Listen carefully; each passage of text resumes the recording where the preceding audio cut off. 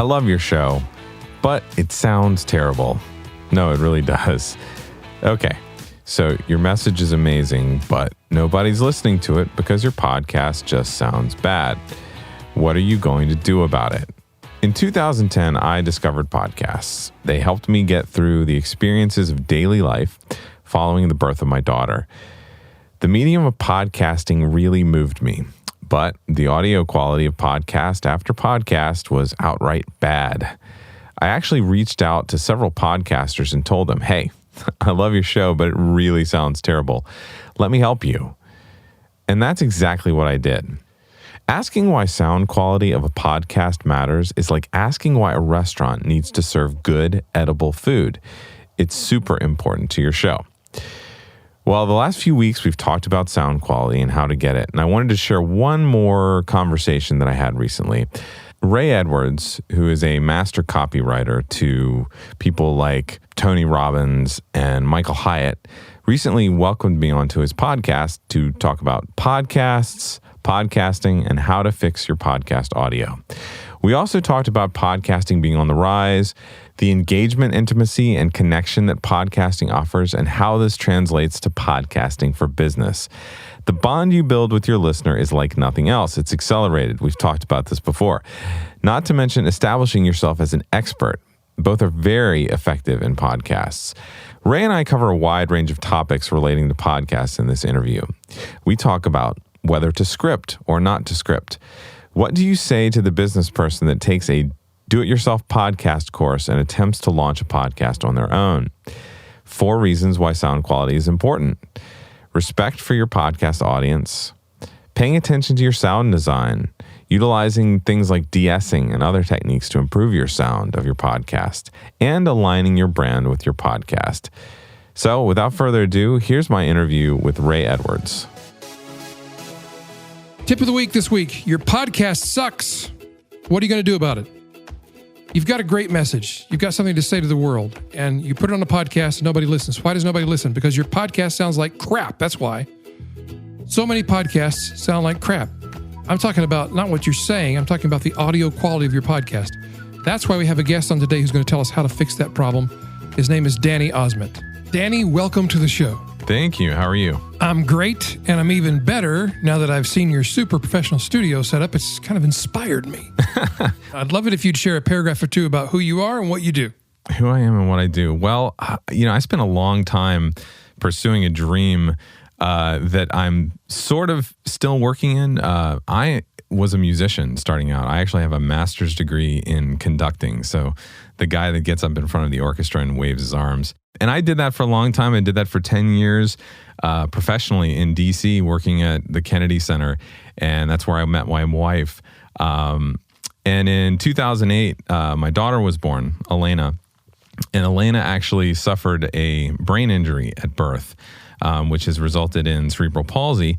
And what it meant for us practically at the time was that one of us was going to need to stay home. And both of us were successful working musicians, which is pretty rare for a lot of people. We actually had salaried jobs where we were getting paid full time. And she happened to have the benefits, the health benefits. So I was voluntold.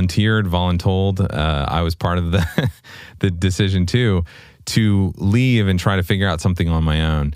And luckily I'd been messing around with recording and editing and mixing things for 10 years at that point, and decided that I could try and start a home studio, which is what I did.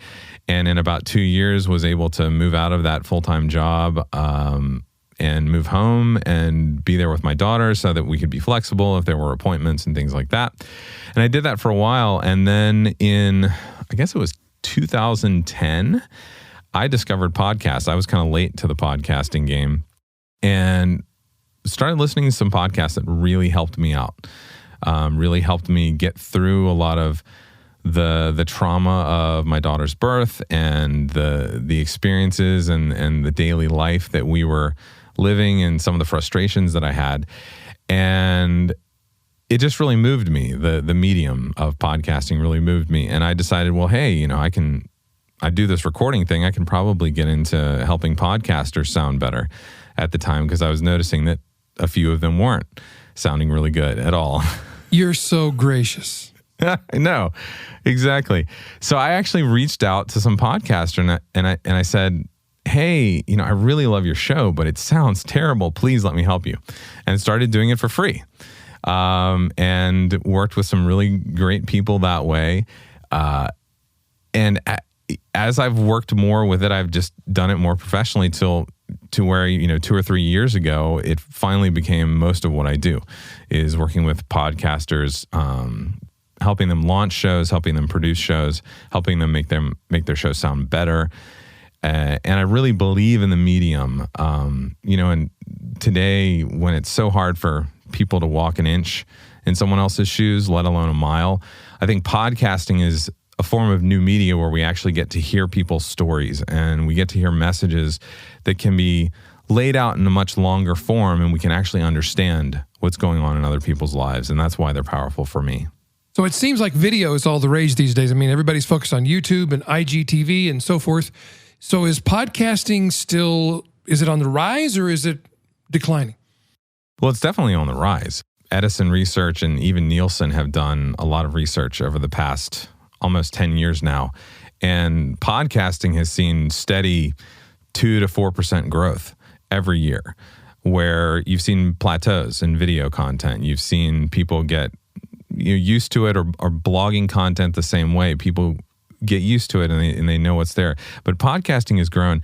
And I think it's practically because it's easy to listen to podcasts in a lot more places. You can listen on the job, at the gym, while you're walking your dog, while you're driving a car, while you're naked in the shower in the morning listening, while you're curling your hair. It's accessible and it's easy to use. But like I said, it is a medium where you actually have the time to get to know someone, to get to hear a story.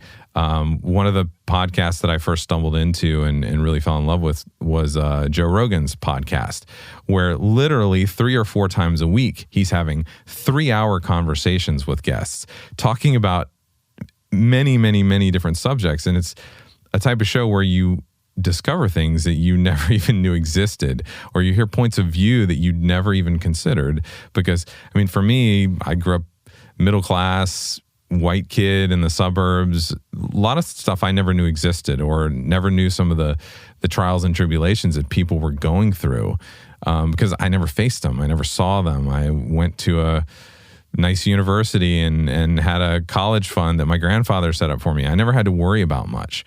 So I think that's why, those 2 reasons, the practicality of being able to multitask while listening to podcasts and learning stuff, and the long form nature.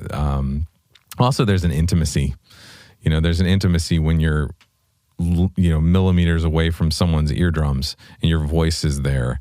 You can influence and impact, and all those words that we like to use. That's absolutely spot on. I mean, when I first started listening to Tim Ferriss's podcast, I was a little put off by the length of the interviews. And then I began to realize I'm getting in-depth information and stories here I'd never gotten before. Mm-hmm. So I've really become a fan of the long-form nature of podcasts. Yeah. But how does that apply to a business person? I mean, the average company entrepreneur or CEO is not going to do 3-hour interviews on their podcast. So how does this translate to business people? The main thing for me, well, there are 2 main reasons that it works for business people, for entrepreneurs, for anyone who's not interviewing famous people for 3 hours. It's building a relationship. I mean, think about it this way. The bond that you would build if you spent, let's say, I think last year, the average podcast was 22 minutes weekly. And this year, people are enjoying 45-minute every other week shows or something like that. So if you spent that much time every week in the car with your friend, or at your job, or working out at the gym, talking to your friend or listening to your friend, and then you also had them with you in the morning as you were getting ready, you build a bond pretty quickly.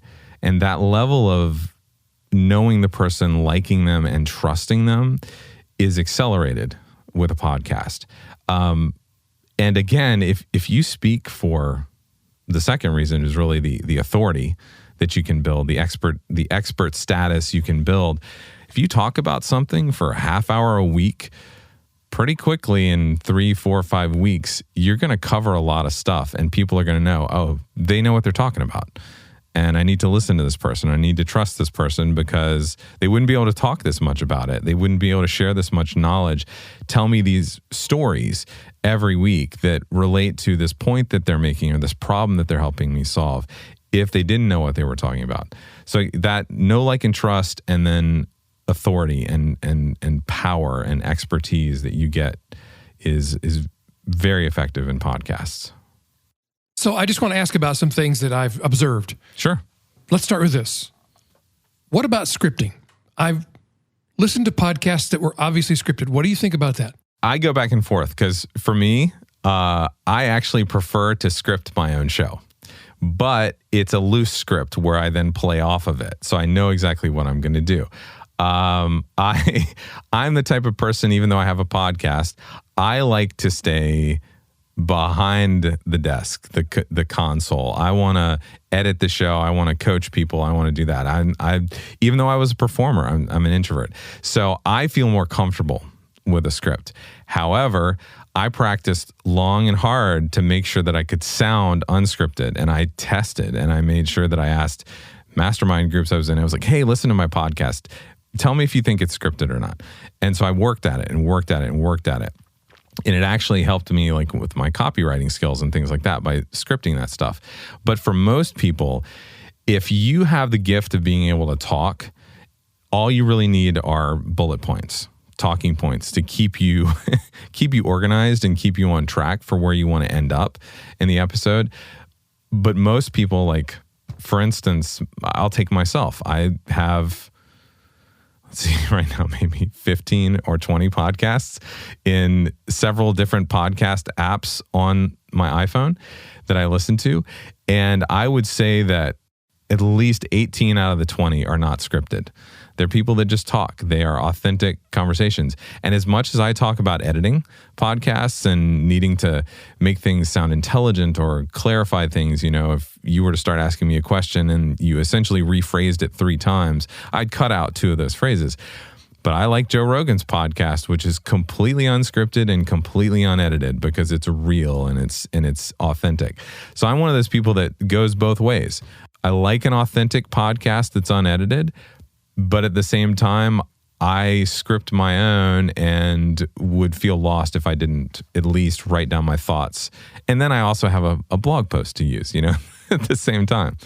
On our show, we use bullet points and then we just riff. Mm-hmm. But I found that most people are not able to read a script and sound like they're not reading. And that's the challenge with that. Yeah, and if people want a script for the first 5 episodes or so and really get into it, I found myself that after I did 5 to 10 episodes, I was going off script so much that I just eliminated, cut it down to more of a bullet pointed outline, that type of thing. Well, yeah. And we use an editor, my brother, Chris Edwards, who's a master at this stuff.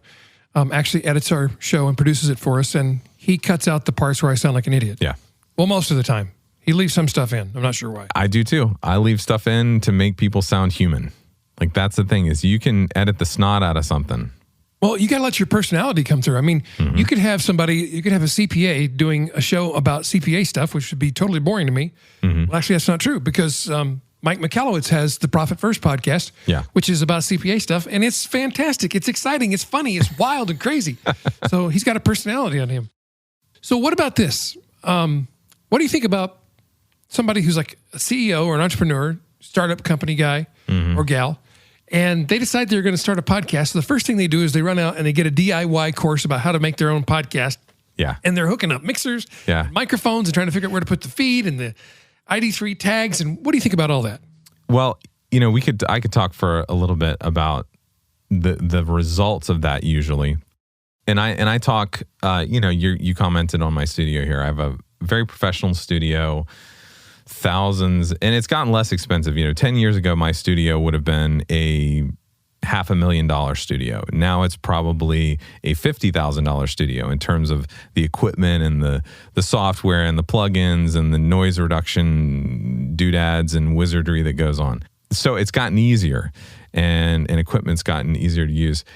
But of the you gave me the term handcrafted. I should talk about myself as a handcrafted boutique studio or whatever, because I have 15 to 20 clients at any time. And I like that because I can focus on them.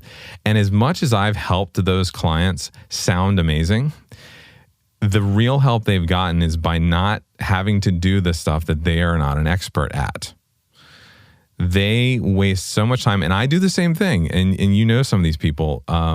I have someone that helps me with Facebook advertising and funnel creation and click funnels. And I have someone who's helping me with Google pay-per-click stuff. And I have a web developer, because every time I've tried to figure that stuff out, me, the tech person who does audio wizardry for a living, I sit down and spend a half a day trying to figure out how to move one thing around in WordPress.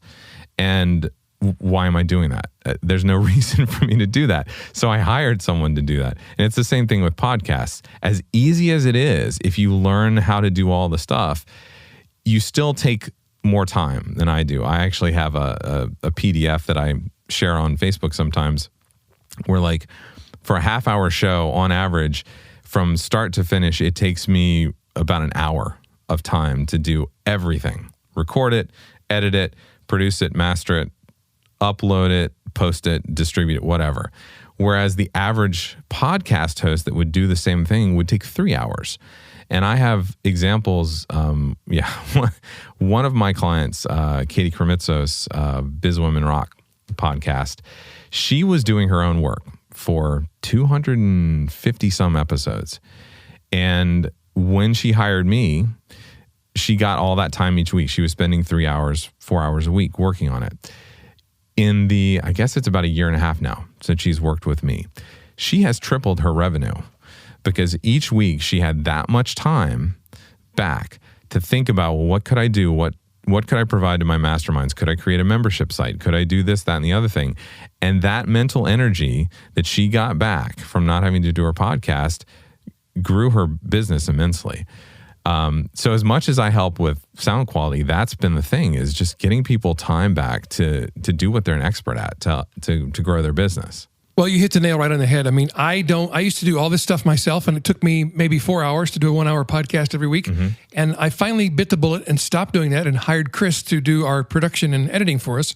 And now all I do is sit down and talk, and then I don't do anything else, and it all just happens. Right. And it sounds so much better than it did when I did it. It's better than anything I ever did or ever would have done. Mm-hmm. And so it's a big deal to get somebody who's qualified to do that stuff so that you can do the stuff that only you can do.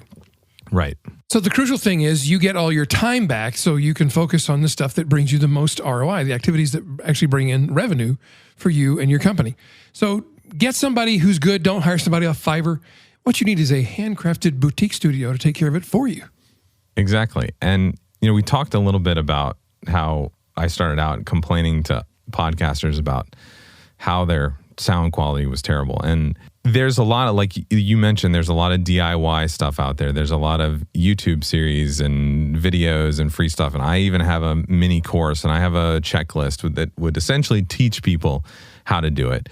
But people say, well, if the content is good, people will listen no matter what. And I disagree. I really disagree. Asking why sound quality matters in a podcast is like asking, why is it important for a restaurant to serve edible food? The sound quality of a podcast needs to be clear. It needs to be without distractions, background noise, hiss, distracting room reverb.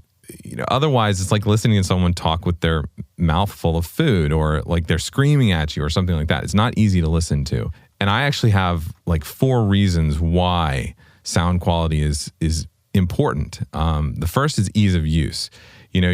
You need the podcast to sound good so people can hear and understand. And we hear content is king. But poor audio quality is a distraction from the content, and high quality audio actually highlights your content. the listeners are there to hear your message. They want to listen to your stories, and they want to take the information you're providing. They want you to solve their problem. And the reason they chose to listen to your podcast is they're multitasking, right? So if they have to burn extra brain calories trying to cut through the like literal noise that's in your podcast, it totally defeats the purpose of consuming podcasts on the go in the first place. Another thing, podcasters, we talked about that connection. They want to feel like, the listener wants to feel like they're in the room with you. And if they're focusing on trying to understand you, or hearing your dog bark in the background, or ignoring your HVAC system, the message is going to be lost. There's all sorts of research out there where we see that high quality sound, our brain is less forgiving of bad audio. If you've ever watched a movie where the audio is bad, it doesn't matter how good the story is or how beautiful the imagery is, you're actually pulled out of the experience. And YouTube actually tested this. They found that people click away from their videos quicker if the audio is bad than if the video is bad. And it's a practical thing too. You know, if you take someone who lives in a big city and they are running around, and you decided to have your guest record using their MacBook Pro microphone, and you're using a Blue Yeti microphone on omnidirectional, and you didn't do anything in terms of mastering or things like that, the audio is never going to be able to compete with the street noise. It's going to be hard to listen to. And if they can't hear you over that noise, they're not going to listen anymore. Well, the connection that you form with people on your podcast is absolutely real. And it can be kind of spooky. I don't know if you've ever had this happen to you or not, but I have people show up at conferences or places where I'm speaking, and they'll start telling me things about myself. I wonder, how did you know that? And then I realize, I told this story on my podcast. And I've actually had people say to me, I met you on your podcast, which I think is a very interesting choice of words. Well, yeah. And that bond, there has to be a respect for your audience. When I help someone launch a podcast, I want them to provide a great experience for the listener, because I'm not interested in wasting the listener's time. And that's what happened to you. I mean, the listener expects the person most responsible for producing the audio of the podcast actually cares about them and their experience. And listeners, and I've had this told to me anecdotally, that they have this internal struggle where they encounter poor quality sound on a show that they enjoy. And they like the content, but they're uncomfortable with the sound, and you don't want to put them in that position. And then what happens is that they just leave. After 3 or 4 episodes, they stop downloading. They're just going to unsubscribe. And you need to make sure that you don't put them in that position. It's like what I said. Like if a listener is going to let you get within an inch of their eardrums, you owe it to them to provide a comfortable and clear listening experience. And like I could go on and on. I didn't even get into like harmful sound, where there's a certain type of distortion called clipping, where it can actually damage speakers. If you don't de-S, meaning like actually tamp down the S frequency, it can give people headaches. And we've actually seen the diplomats in Cuba, right, where sound was weaponized. It can actually hurt people. It can make people ill if you don't treat it, if you don't do a better job and give them that comfortable experience. And that's one of the things that I try to talk about regularly at podcasting conferences too, because most people aren't thinking about it that way. They're thinking, if it's good enough for them to hear, it's okay. No, you can go further, and it's easier to go further.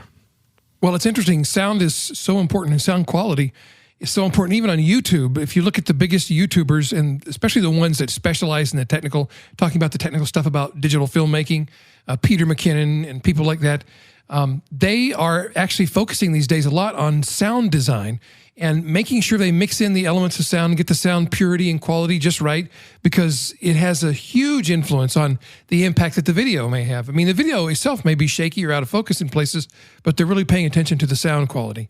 So I think the bottom line is people need to pay attention to this. You need to get it taken care of. Make sure your podcast sounds as excellent as you want people to believe your product or your service is. So Danny, let me put the question to you. If people want to talk to you about your services or how you can help them or how they can make their podcast sound better, how do they get in touch with you?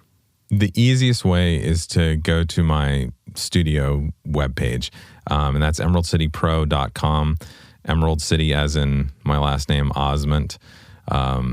It's got a cool logo. It's been there for a while, but that's the easiest way to get in touch with me and see all the things that I do and ask questions and just set up a time to talk. I give free sound assessments for people that already have podcasts, or if you're thinking about a podcast, we can definitely do a discovery call and work through your needs and the best ways.